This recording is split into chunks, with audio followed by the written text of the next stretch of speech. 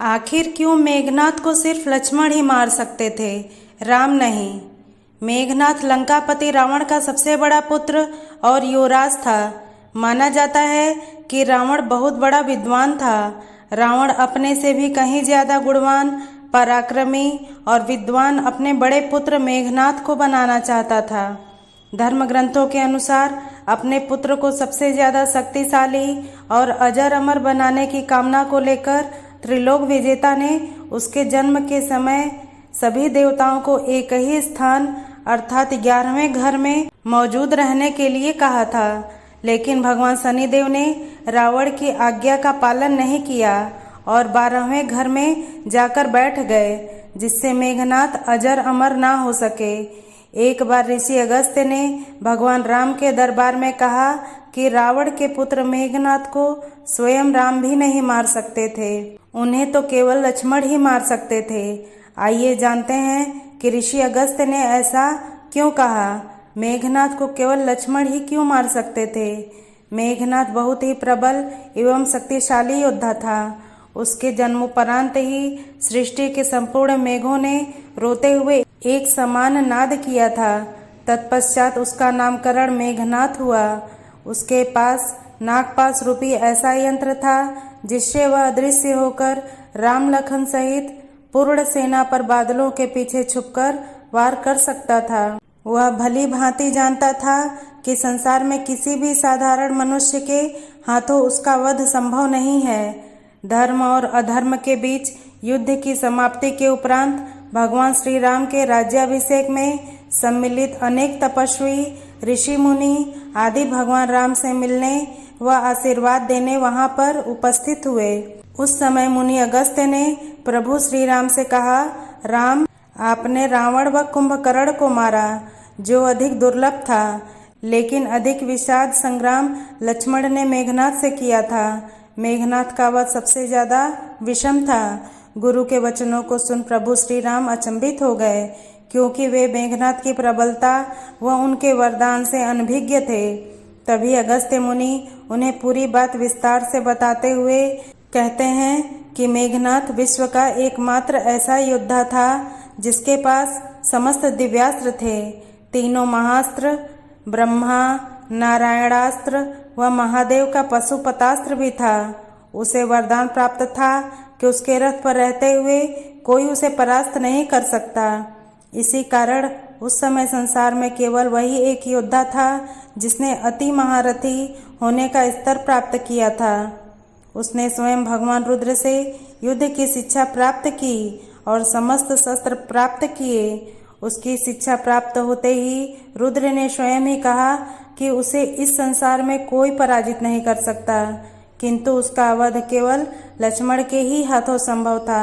महर्षि के मुख से मेघनाथ का ऐसा वर्णन सुनकर भगवान राम विस्मित रह गए और बोले, लक्ष्मण निःसंदेह महाप्रचंड योद्धा है और उनके पास भी विश्व के सारे दिव्यास्त्र थे, किंतु उसे पाशुपतास्त्र का ज्ञान नहीं था, जिसका ज्ञान सिर्फ मेघनाथ को ही था। फिर भी लक्ष्मण किस प्रकार मेघनाथ का वध करने में सफल रहे? आप ऐसा क्यों कह रहे हैं कि केवल लक्ष्मण ही उसका वध कर सकते थे?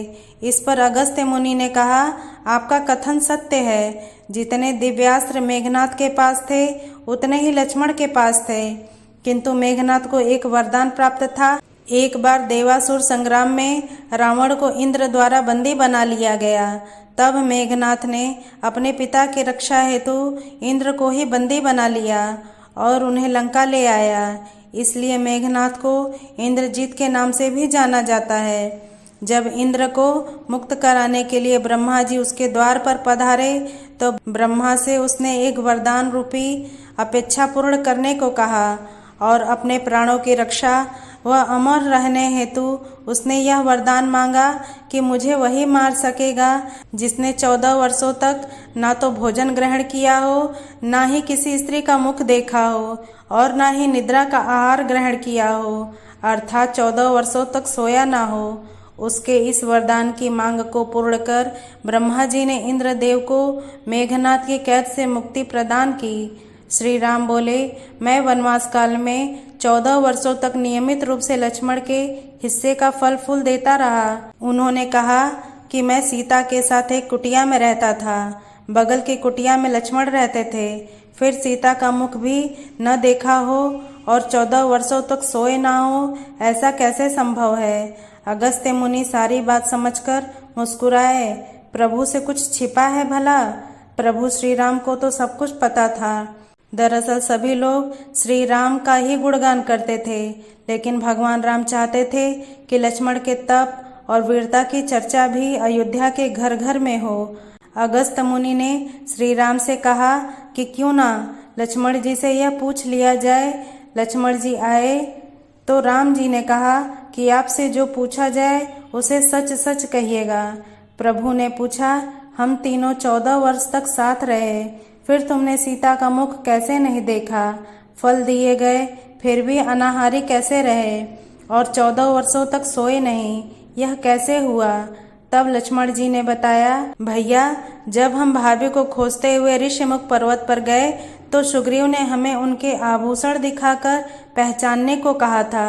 आपको स्मरण होगा, मैं उनके पैरों के आभूषण के अलावा कोई अन्य आभूषण नहीं पहचान पाया था, क्योंकि मैंने कभी भी उनके चरणों के ऊपर देखा ही नहीं। 14 वर्ष नहीं सोने के बारे में लक्ष्मण ने कहा कि आप और माता एक कुटिया में सोते थे। मैं रात भर बाहर धनुष पर बाण चढ़ाए पहरेदारी में खड़ा रहता था। निद्रा देवी ने मेरी आंखों पर पहरा करने की कोशिश की तो मैंने निद्रा को अपने बाणों से बेध दिया था। निद्रा ने हार कर स्वीकार किया कि वह 14 साल तक मुझे स्पर्श नहीं करेगी, लेकिन जब श्री राम का अयोध्या में राज्याभिषेक होगा और मैं उनके पीछे सेवक की तरह छत्र लिए खड़ा रहूंगा, तब वह मुझे घेरेंगी। आपको याद होगा, राज्याभिषेक के समय मेरे हाथ से छत्र गिर गया था। लक्ष्मण जी ने आगे बताया कि जब मैं जो फल फूल लाता था, आप उसके 3 भाग करते थे। एक भाग देकर आप मुझसे कहते थे, लक्ष्मण फल रख लो। आपने कभी फल खाने को नहीं कहा। फिर बिना आपकी आज्ञा के मैं उसे खाता कैसे? मैंने उसे संभाल कर रख दिया। लक्ष्मण भगवान राम से कहते हैं कि मैंने गुरु विश्वामित्र से एक अतिरिक्त विद्या का ज्ञान लिया था। इससे बिना अन्न ग्रहण किए भी व्यक्ति जीवित रह सकता था। उसी विद्या से मैंने भी अपनी भूख नियंत्रित की और मेघनाथ मारा गया। यह सुनते ही प्रभु श्री राम फिर से भाव विभोर हो उठे और लक्ष्मण को गले से लगा लिया। बोलो जय श्री राम। दोस्तों, आपको यह कथा कैसी लगी? कृपया कमेंट करके जरूर बताएं। वीडियो पसंद आया हो तो लाइक करें और ऐसे ही और भी बहुत सारी कहानियों, कथाओं एवं जानकारियों को सुनने के लिए चैनल को सब्सक्राइब जरूर करें। धन्यवाद।